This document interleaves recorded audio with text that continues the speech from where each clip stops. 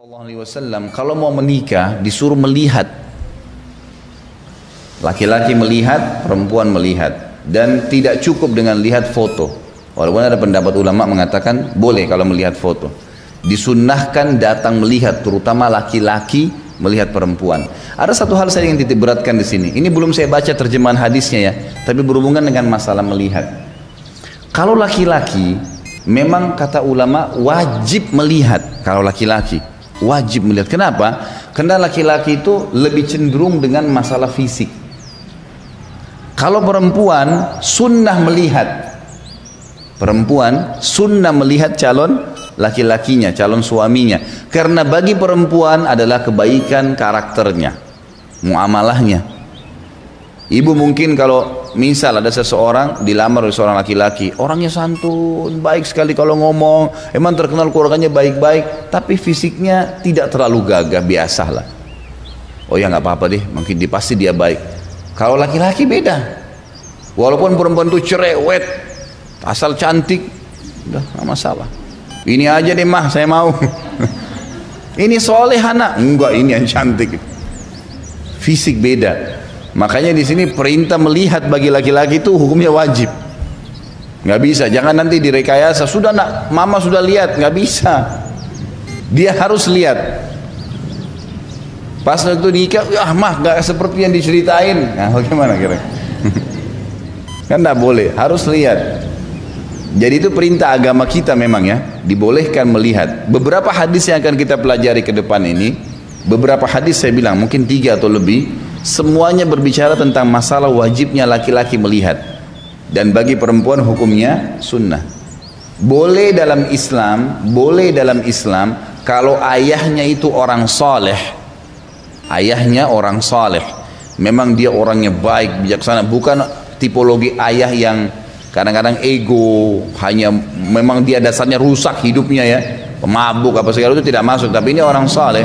Boleh dalam Islam, beberapa ulama fikih mengatakan dia menikahkan anak perempuannya walaupun anak perempuannya belum lihat laki-laki itu, karena dia tahu maslahatnya. Itu sering terjadi dalam kisah para tabi'in gitu kan, orang-orang saleh dulu. Mereka kadang-kadang menikahkan, kalau dia tahu ada orang saleh, dia langsung nikahkan anaknya. Kamu mau nikah sama anak saya? Maka laki-laki itu kalau bilang iya, langsung dilamar, dinikahkan. Maksudnya disuruh laki-laki itu mengatakan iya, jadi itu tanda lamaran dia, maka dinikahkan. Banyak terjadi, seperti kasus misalnya Sa'id bin Musayyab rahimahullah, seorang ulama tabi'in. Anaknya dia perempuan itu terkenal sekali kecantikannya, hafal Quran, hafal hadis ribuan, dihormati sekali di Madinah, dan ayahnya ulama besar. Jadi tabi'in itu sudah ulama, ini pimpinannya ulama terkenal sekali, Sa'id bin Musayyab rahimahullah. Kemudian anaknya ini pernah dilamar oleh kandidat khalifah. Jadi ayahnya khalifah, ini kalau ayahnya mati gitu kan, anaknya ini jadi khalifah udah. Dan ini ayahnya sudah tua, udah 90% jadi khalifah, dan memang betul jadi khalifah setelah itu gitu kan. Melamar anak saya bin Musayyib, nggak diterima.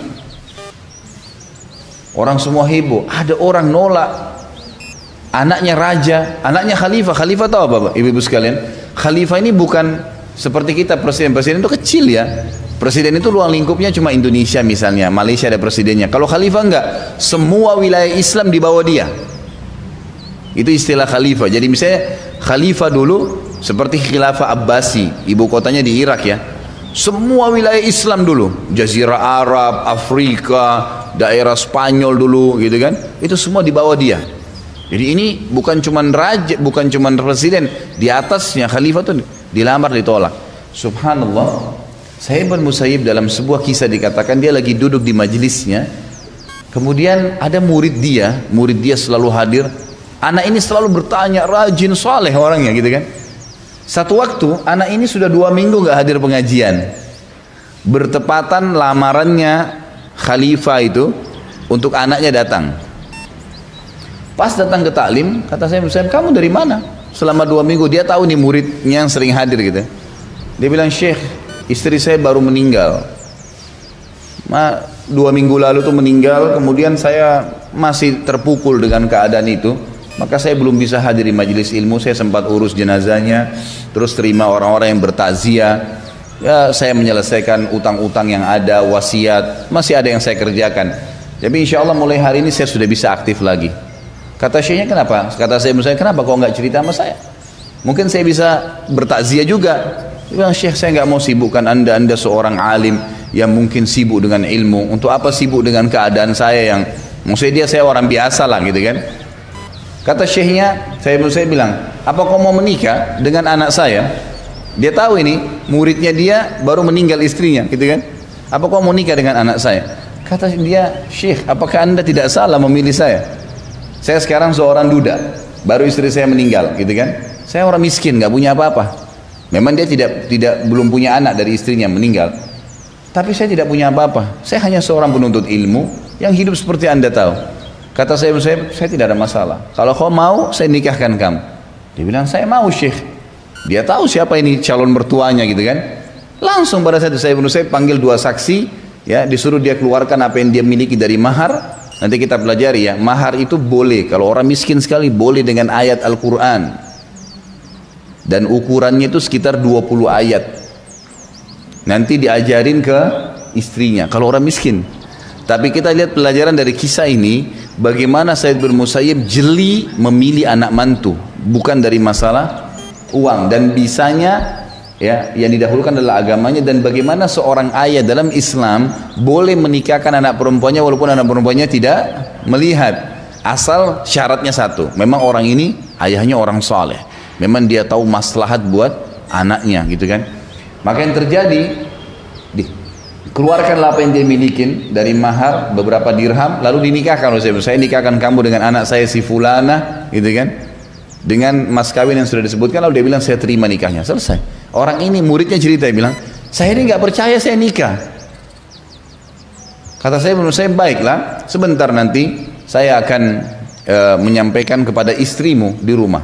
Dia pulanglah, disampaikan kepada istrinya, dan dia bilang kepada anaknya, nak, ayah sudah menikahkan kamu sama murid ayah si fulan, dan kamu sudah jadi istrinya.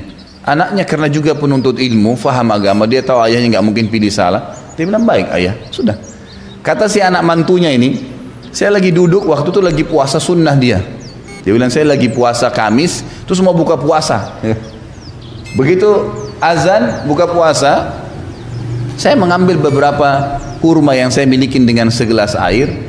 Lagi azan tuh, lagi buka puasa, tiba-tiba ada yang ketuk pintu. Dia bilang, saya tanya, siapa? Maghrib nih, kok ada yang ketuk pintu? Lalu yang di depan pintu bilang, saya Said. Kata yang cerita ini, anak mantunya ini, yang muridnya ini bilang, terlintas semua Said teman saya kecuali Sa'id bin Musayyib, kecuali mertua saya. Saya tidak sangka kalau dia datang, belum pernah. Karena Sa'id bin Musayyib ini selama 40 tahun dalam kisahnya yang dikatakan tidak pernah terlihat kecuali dari rumahnya ke masjid. Tidak pernah ke pasar, tidak pernah kemana-mana. Pokoknya 40 tahun itu rumah masjid, ngajar, sholat, gitu aja, pulang ke masjid, terkenal sekali. Jadi nggak pernah khusus datang ke rumahnya orang, apa itu nggak pernah. Jadi dia bilang terlintas semua nama Said kecuali guru saya nih. Terus saya buka pintu, saya kaget, ternyata guru saya. Lalu saya mengatakan, Syekh, wahai guruku, kenapa anda yang datang, mesti saya yang datang? Dia bilang, saya tidak mau kau tidur malam ini sendirian. Ini istrimu saya bawa, silakan masuk anakku. Dibawa ya anak perempuannya. Ini kisah nyata. Anak perempuannya masuk, patuh, masuk ke dalam. Kata si suami ini, terus saya bilang, ini sedikit uang, saya titipkan buat kamu. Lalu dia pergi ke masjid, sholat. Kata si anak mantunya ini, saya benar-benar nggak tahu mau buat apa. Ini anak belum pernah ngomong, belum pernah ketemu. Di bawah sudah jadi istrinya. Dia bilang, saya coba masuk membersihkan, berantakan nih. Lagi buka puasa, roti buka sobekan, kurma bekas digigit. Ini orang menikah gitu keadaannya gini, rumahnya berantakan, dia sendirian. Maka dia pulang, saya rapikan secepat mungkin, lalu saya pamit ke masjid. Dia sholat, balik, lalu dia bilang, pada saat saya balik saya nggak ke rumah saya, nggak tahu mau bilang apa. Dia bilang, saya datangin ibu saya, terus saya ceritain kepada keluarga saya. Keluarga saya awalnya bilang apa? Kamu gila apa? Apa kamu mau dinikahin sama Sa'id bin Musayyib yang nolak lamarannya khalifah? Kamu siapa mau dinikahin? Dia bilang, demi Allah ada di rumah anaknya sekarang. Anaknya sekarang ada di rumah, sudah jadi istri saya, dinikahkan dari di masjid. Ibunya bilang, baik kalau gitu, saya lihat. Dilihat ternyata betul. Kata ibunya, kalau gitu kau tidak boleh menyentuhnya sampai saya sudah mempersiapkan dia seperti layaknya wanita. Kata anaknya silahkan. Akhirnya ibunya bawa ke rumahnya. Seperti umumnya orang didandanin dulu segala. Ini kan langsung di store saja gitu sama ayahnya gitu. Dia bilang setelah selesai didandani sama ibunya segala, pada saat dia membuka cadarnya datang ke dekat saya, dia bilang saya kaget seperti Allah memberikan kepada saya sebuah bintang gitu kan. Wanita ini sangat cantik luar biasa, hafal Al-Quran, ribuan hadis dihafal. Wajar khalifah melamar dia. Allah memberikan saya karunia sementara saya sudah duda.